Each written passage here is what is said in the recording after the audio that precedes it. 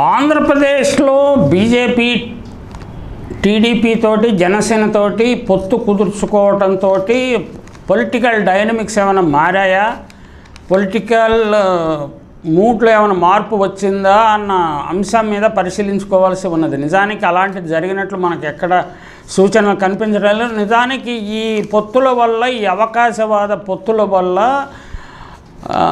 ఈ కూటమి మరింత దెబ్బతిని జగన్మోహన్ రెడ్డి పార్టీకి, వైసీపీకి మరింత మేలు జరిగే అవకాశం కూడా ఉన్నదన్న అభిప్రాయం బలపడుతోంది. నిజానికి ఈ పొత్తు, అవకాశవాద పొత్తులు ఆంధ్రప్రదేశ్ రాజకీయాల్లో, అంటే ముఖ్యంగా చంద్రబాబు నాయుడు వచ్చిన తర్వాత నిస్సిగ్గుగా ఏ పార్టీతోడైనా పొత్తు కలుస్తాడు, ఏ పార్టీనైనా విమర్శిస్తాడు, ఏ నాయకుడి దగ్గరైనా కాళ్ళు పట్టుకుంటాడు, వీలు దొరికితే ఆ నాయకుడు జుట్టు కూడా పట్టుకుంటాడు, తిడతాడు, తిట్టించుకుంటాడు. ఆయన అంటే నిస్సిగ్గు రాజకీయాలకు తెరతీసిన ఘనుడు చంద్రబాబు అని వేరే చెప్పనవసరం లేదు.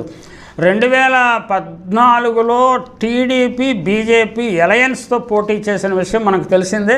జనసేన బయట నుంచి నైతికంగా మద్దతు ఇచ్చాడు. ఆయనే ఏమనుకుంటాడంటే, నేను ఈ పార్టీ విజయం సాధించడానికి, టీడీపీ బీజేపీని అధికారంలో కూర్చోబెట్టడానికి నేనే కారణం అని కూడా అనుకుంటాడు. కొంతమంది నిజానికి అది నమ్ముతారు కూడా. అప్పుడు భారతీయ జనతా పార్టీకి 7.22% ఓట్లు వచ్చాయండి. 2 ఎంపీ సీట్లు వచ్చాయి. అయితే 2019 నాటికి వాళ్ళ ఇద్దరి మధ్య చెడింది. ఎందుకు చెడిందో మనకు తెలియదు. ఆయనకి పోలవరం కట్టడానికి లైసెన్స్ ఇచ్చారు. ఆయన డబ్బులు దోచుకుని ఎంత దోచుకున్నాడో ఆయనకి తెలియనంత పోలవరాన్ని నాశరకంగా కట్టాడు. పోలవరం భవిష్యత్తును దెబ్బతీసి ఆంధ్రజాతి భవిష్యత్తుని నాశనం చేసిన ఘనుడు చంద్రబాబు నాయుడు. అందుకు దోహదం చేసిన ఘనమైన పార్టీ బీజేపీ.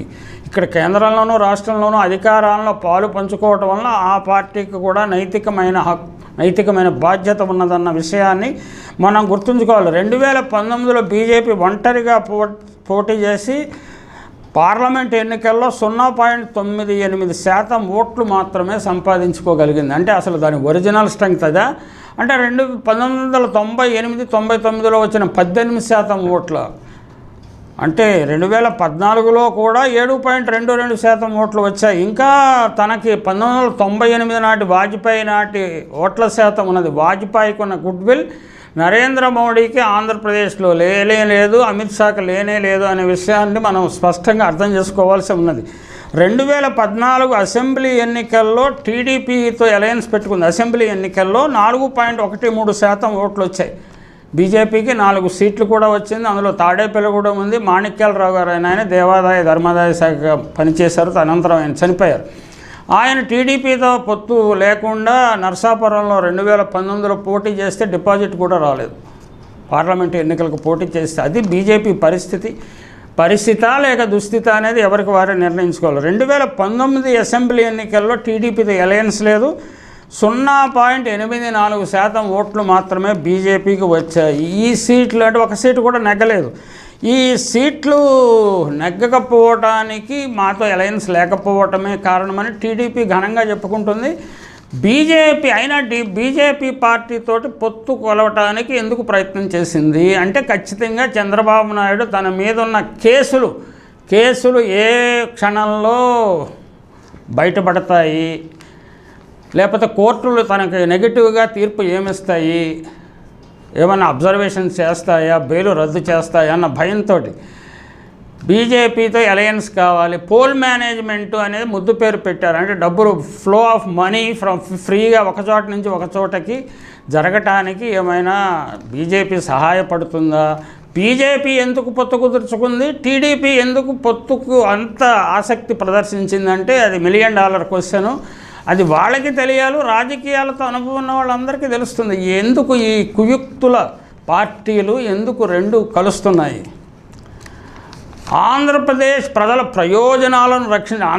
ప్రజల ప్రయోజనాలకు ఇప్పుడు ఏం దెబ్బ వచ్చేసిందో, బీజేపీ టీడీపీ జనసేన అలయన్స్ వచ్చి కొత్తగా ఏం ప్రయోజనాలు చేకూరుస్తుందో చెప్పదు. రేపు పొద్దున మేనిఫెస్టో విడుదల చేస్తారు, మోడీ గారు వచ్చి మాట్లాడతారు కాబట్టి మనకు ఏమైనా కొద్దిగా తెలుస్తుందా, లేకపోతే అది కూడా మామూలుగా మొక్కుబడిగా ఉపన్యాసం చెప్తారా చూడాలి. మేబీ మోడీ బహిరంగ సభకు వచ్చిన తర్వాత ఓపెన్గా మాట్లాడితే ఆయన మనసులో మాట ఏంటో మనకు తెలుస్తుంది. గతంలో Chandrababu Naidu sunrise state కాదు, ఇది సన్ కోసం, అంటే లోకేష్ కోసమే ఆయన ఒక్కటే రైజ్ అవుతున్నాడని చెప్పిన మోడీ, అలాగే పోలవరాన్ని ఏటీఎంగా మార్చేసుకున్నాడన్న మోడీ రేపు బహిరంగ సభలో ఏం చెబుతాడో చూడాలి. అంటే ఇప్పుడు సచ్చీలుడైపోయాడా చంద్రబాబు నాయుడుతో ఆయనకి రాజకీయ అవసరం ఏం లేదు. నిజానికి ఎందుకు కలిశారన్నది అంటే కోర్టుల్లో కేసులు, ఆయన కేసులు, లేకపోతే బీజేపీ కూడా అనేక కోర్టులు అనేక మొట్టికాయలు వేస్తున్నారు. ఆ మొట్టికాయలు ఏమైనా సర్దుబాటు చేయడానికా, ఏమైనా అంటే లీగల్ రంగంలో చంద్రబాబు నాయుడు పొలిటికల్ మేనేజ్మెంట్ చేయటంలో, జ్యుడిషియల్ మేనేజ్మెంట్ చేయటంలో అఖండుడు కాబట్టి చంద్రబాబు నాయుడు ఆయనకు సన్నిహితులుగా ఉన్న మాజీ న్యాయమూర్తులనండి, లేకపోతే మాజీ న్యాయవాదులనండి, ఎవరైతే వాళ్ళు ఏమైనా హెల్ప్ చేస్తారని తీసుకున్నాడా ఏంటో అనేది అది క్రమక్రమంగా వెల్లడవుతుంది. రేపు ఎన్నికల ప్రచారంలో ఒక్కొక్కటి బయటికి వస్తుంది కాబట్టి వెల్లడవుతుంది. అయితే ఇప్పుడు స్పెక్యులేషన్ ఏంటంటే పవన్ కళ్యాణ్ని ఒకరిని జీరో చేసేయటానికి బీజేపీ, టీడీపీ పూర్తిగా సహకరించుకుంటున్నాయి, ఒకదానితో ఒకటి సహకరించుకుంటున్నాయి. అయితే ఎవరిని నమ్మరు అనే విషయాన్ని మాత్రం గుర్తుంచుకోవాలి. అందరూ బొడ్డులో కత్తులు పెట్టుకొని పైకి చిరునవ్వులు నవ్వుతూనే ఉంటారు. అసలే విశ్వసనీయత లేని వ్యక్తి చంద్రబాబు నాయుడుతో బీజేపీ ఎందుకు పొత్తు పెట్టుకుంది అంటే భవిష్యత్తులో ఆ రెండు పార్టీలని, బీజేపీని, టీడీపీని, జనసేనని మింగేయచ్చు. ఈయన వృద్ధుడైపోయాడు కాబట్టి ఈయనకి ఏమి చేయలేడు. జనసేన నాయకుడు తింగరి రాజకీయాలు చేస్తాడు కాబట్టి ఆయన ఎప్పుడు కావాలంటే అప్పుడు చేసేయచ్చు, ఆయన వాడుకుని వదిలేయచ్చు అని బీజేపీ వ్యూహమా అది మనకు తెలియదు. నిజానికి ఇది స్పెక్యులేషన్ ఆధారంగా మనం స్పెక్యులేట్ చేస్తున్నాం. అయితే ఇంత బలం చంద్రబాబు నాయుడుకున్న బలాన్ని నెమ్మదిగా హైజాక్ చేసి పురంధరేశ్వరి వెనుక వీళ్ళని చేరుద్దామనే ఆలోచన.